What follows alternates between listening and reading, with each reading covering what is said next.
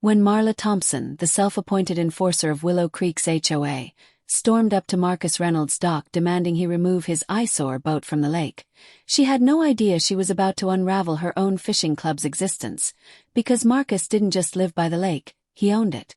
Marla Thompson had lived in Willow Creek, a manicured suburban enclave in upstate New York, for over a decade.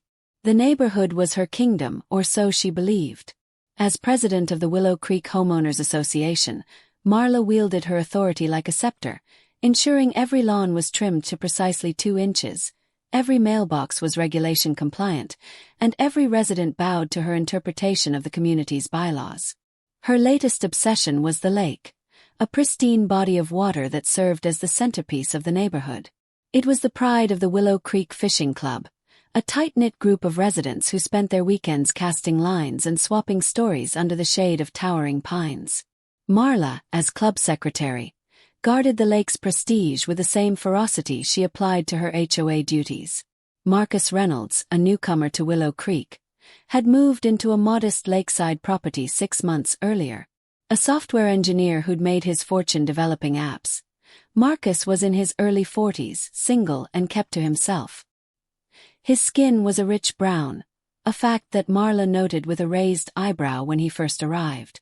She'd made it her mission to welcome him by dropping off a copy of the HOA handbook, complete with her handwritten notes on community expectations.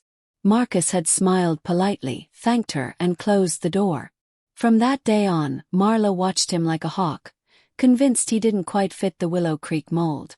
The trouble began on a sunny Saturday in June. Marcus had recently purchased a small fishing boat, a sleek navy blue vessel with a quiet electric motor. He'd been spotted taking it out on the lake, gliding across the water with a fishing rod in hand. The boat was nothing extravagant, but to Marla, it was an affront to the neighborhood's aesthetic. She'd received complaints from a few fishing club members, who grumbled that Marcus's boat was cluttering the lake. Never mind that their own boats, often larger and less discreet, dotted the shoreline. Marla decided it was time to act. She marched down to Marcus's property, her clipboard in hand, her lips pursed in determination. Marcus was outside, tinkering with the boat's motor, when she approached. "Mr. Reynolds," she began, her voice sharp enough to cut glass, "I'm afraid your boat is in violation of HOA regulations. The lake is for community use, and unapproved vessels are not permitted. You'll need to remove it immediately." Marcus looked up, wiping his hands on a rag. His expression was calm, almost amused. "Good morning, Miss Thompson," he said evenly. "I wasn't aware of any rule against boats. Could you point me to the specific regulation?" Marla bristled. She wasn't used to being questioned. "It's in the bylaws," she snapped, though she hadn't actually checked. "The lake is a shared resource, and we can't have just anyone cluttering it up. The fishing club has standards." Marcus raised an eyebrow. "I see. Well, I'll look into it. Thanks for letting me know." Unsatisfied with his response, Marla pressed further. "This isn't negotiable, Mr. Reynolds. The boat needs to go by Monday, or I'll escalate this to the HOA board. We take our community standards seriously." Marcus nodded, his smile tightening. "I understand. I'll handle it." Marla walked away, convinced she'd won. She reported back to the fishing club at their next meeting, held in the community center's meeting room, where a dozen members sipped coffee and nodded approvingly as she recounted her confrontation. "He's new," she said, "so we'll give him a chance to comply. But if that boat isn't gone by Monday, we'll have to take action." What Marla didn't know, what none of the fishing club members knew, was that Marcus Reynolds wasn't just a homeowner. When he'd purchased his property, he'd also acquired the deed to the lake itself. The previous owner, an elderly man named Harold Grayson, had owned the lake outright, a quirk of local history dating back to when the land was subdivided decades earlier.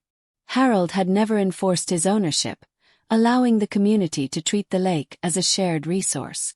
When Marcus bought the property, the lake came with it, along with all legal rights to its use.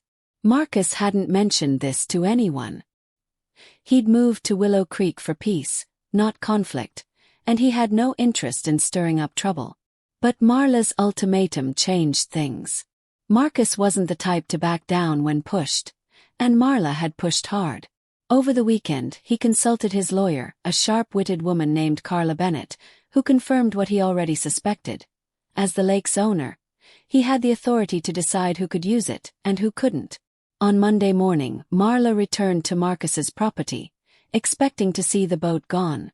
Instead, she found it still docked, gleaming in the sunlight. Marcus was nowhere in sight. Furious, she drafted a formal letter from the HOA, citing non-compliance and threatening fines. She slipped it into Marcus's mailbox and sent a copy to the HOA board, confident they'd back her up.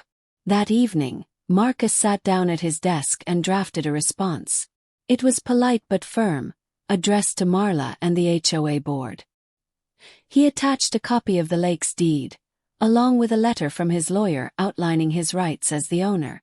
The letter stated in no uncertain terms that Marcus was within his rights to keep his boat on the lake, and that he was considering revoking the community's access to the water due to recent hostilities. When Marla received the letter the next day, she laughed it off. "This is absurd," she told the fishing club at an emergency meeting. "He can't own the lake. It's a community resource." The club members agreed, their indignation fueled by years of unchallenged privilege. They decided to fight back, hiring a local attorney to challenge Marcus's claim. They were certain the deed was a misunderstanding, a clerical error at best. The attorney, a harried man named Tom Pritchard, took one look at the deed and advised them to drop the matter. "It's ironclad," he said. "Mr. Reynolds owns the lake. He can do whatever he wants with it. Restrict access, charge fees, even drain it if he feels like it." The club members were stunned. Marla, red-faced, insisted they push forward. "We've been using that lake for years," she argued. "He can't just take it away." But Marcus wasn't interested in negotiation. The fishing club's hostility, coupled with Marla's relentless campaign, had eroded his patience. He sent a second letter, this time addressed to the entire fishing club. It informed them that, effective immediately, their access to the lake was revoked. No more fishing, no more boating, no more club meetings by the water's edge. The letter cited ongoing harassment, and reserved the right to pursue legal action if the club continued to trespass. The news spread through Willow Creek like wildfire. At first, residents were skeptical, assuming it was a bluff. But when club members arrived at the lake the following weekend, they found new signs posted along the shoreline. "Private property, no trespassing." Marcus had hired a security company to enforce the restriction, and a guard politely but firmly turned the fishermen away. Marla was livid.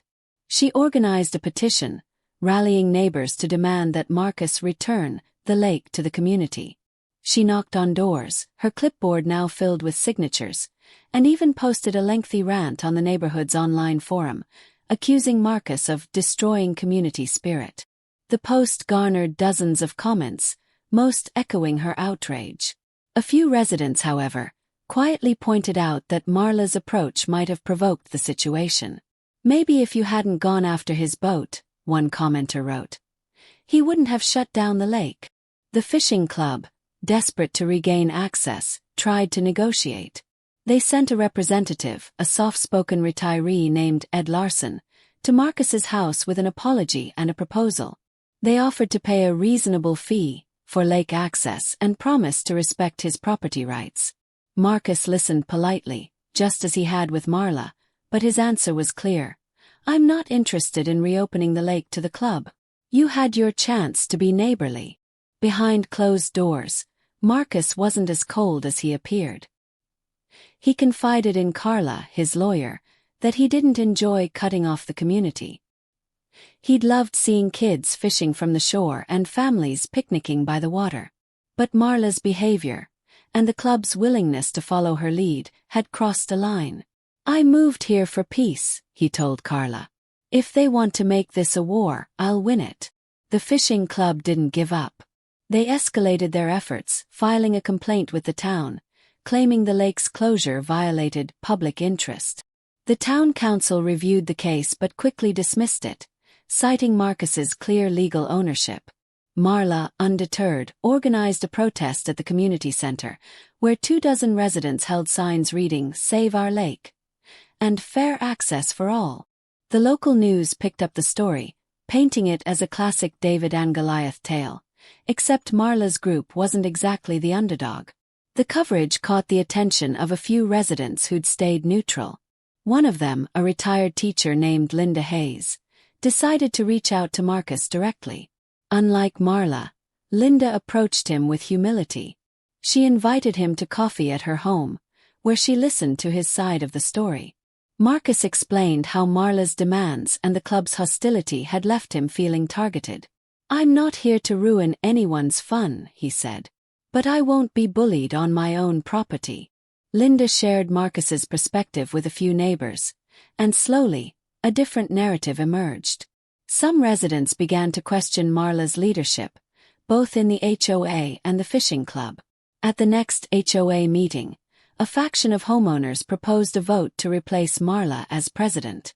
The motion failed, but it exposed cracks in her authority. Meanwhile, Marcus quietly began allowing select neighbors, those who'd shown him kindness, to use the lake on a case-by-case basis. Linda's grandchildren were among the first to cast their lines again. Marla's campaign continued, but it lost steam as weeks turned into months. The fishing club dwindled, with members joining other clubs in nearby towns or giving up fishing altogether. Marla's reputation took a hit. Her once unquestioned authority now seemed petty and vindictive. She stopped patrolling the neighborhood with her clipboard, and her rants on the online forum grew less frequent. Marcus, meanwhile, settled into life at Willow Creek. He kept his boat on the lake, often taking it out at dawn when the water was still. He invited a few neighbors to join him occasionally, sharing stories of his tech career and his love for fishing. The lake, once a battleground, became a quiet symbol of his resolve. He never spoke of Marla or the fishing club, but those who knew the story understood. Marcus hadn't just defended his property. He'd redefined what it meant to belong in Willow Creek. By the following summer, the neighborhood had changed.